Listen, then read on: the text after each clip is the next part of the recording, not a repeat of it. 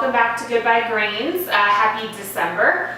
We are going to be making homemade chicken stock today. So this is a really simple recipe, and I don't know about you, but around the winter time I make a ton of soup, and homemade chicken stock just really takes that soup to a higher level instead of using the canned or container type chicken broth. Now, I don't always make my own chicken broth, but when I have extra chicken pieces lying around, either wings or the backbone or something like that, I just pop it in the freezer.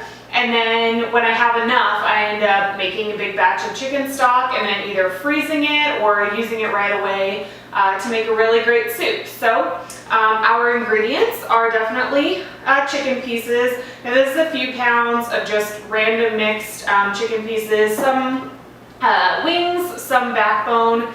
Just definitely you want to keep a little bit of the meat on it. Don't trim that away, don't trim away the fat.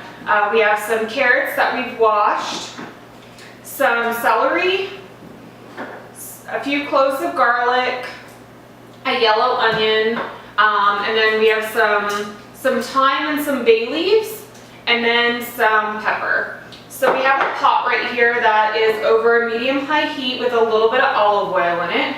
And we're just going to cut our vegetables into some really large chunks. They don't need to be too small. And then you can just carefully place them in the bottom of the pan.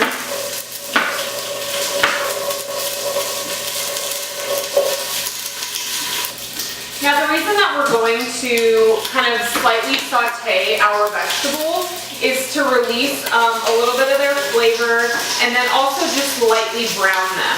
You don't want them to be dark or anything like that, but you want to get a little bit of color on them. This is going to add more flavor to your broth, and it's also going to speed up the cooking time a little bit. So now for your onion, you're just going to quarter it. Some people don't peel their onion before they put it into chicken stock, but I usually do, just because you don't know where the outside of the onion has been. It might have been, you know, in a big box out of a warehouse somewhere, probably was, so I usually peel mine.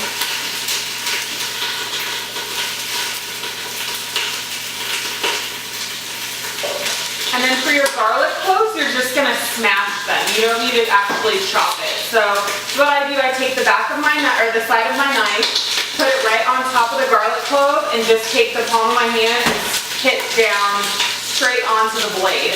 Now you need to be really careful because the slightest angle that you have on your blade, and you can cut yourself. So your smashed garlic goes in.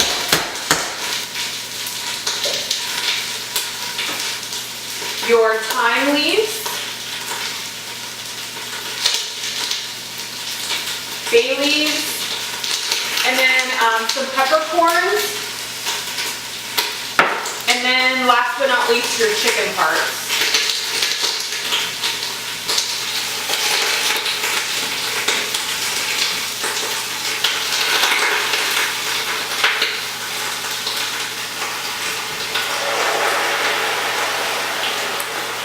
So you're going to let this kind of saute for just a couple of minutes.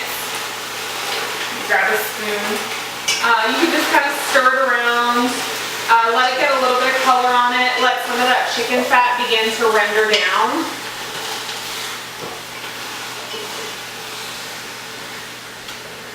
Now once you do that, you can take a measuring cup and just fill it up with water, and you want to cover it so that the chicken is just covered. So for my size pot, it's probably going to take at least about 2 of these, which would be 2 quarts of water. You can definitely use more. If you have a larger stock pot, this is the largest pot that I have. If you have a larger stock pot, you can make kind of a double batch of this. This way you don't have to make it as often. So everything's been sauteing for a couple of minutes. Now we're going to add the water.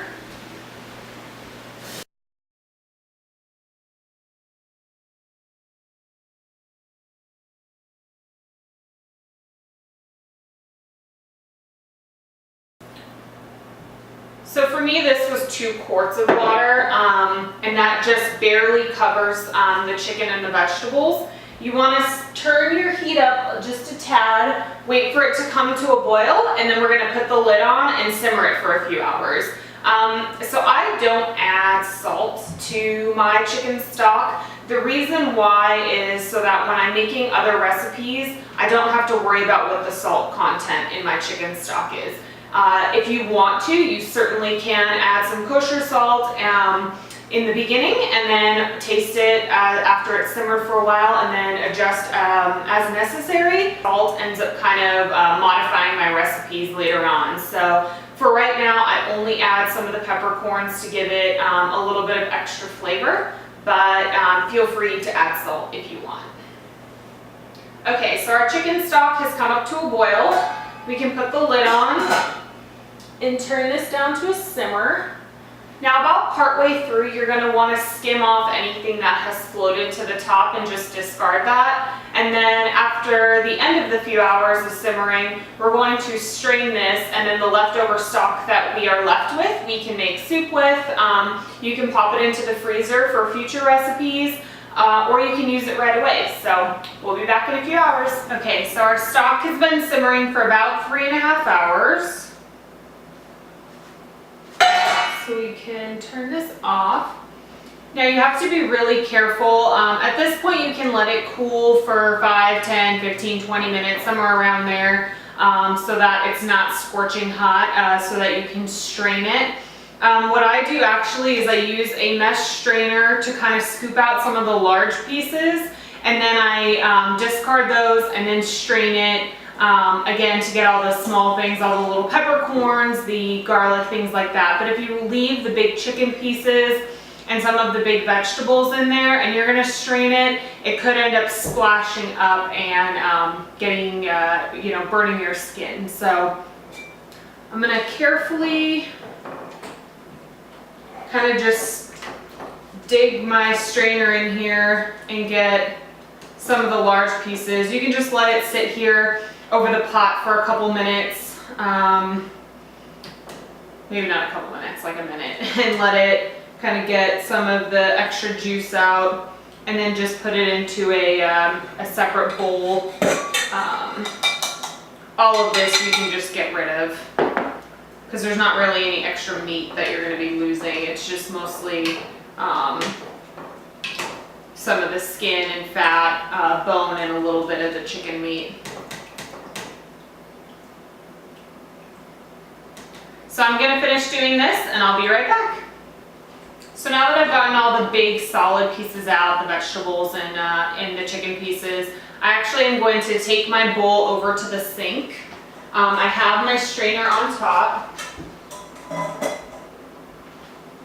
And then going to bring my, my pot over with the remaining stock. Now the reason I do this over the sink is so that if any little bits and pieces kind of splash up, super easy. It's already in the sink. You can just wash it down. You don't need to be worrying about getting stock, chicken stock all over your counters or on the floor or something like that. So you're just going to really carefully pour it into the strainer and allow the chicken stock liquid to go through the strainer into your bowl.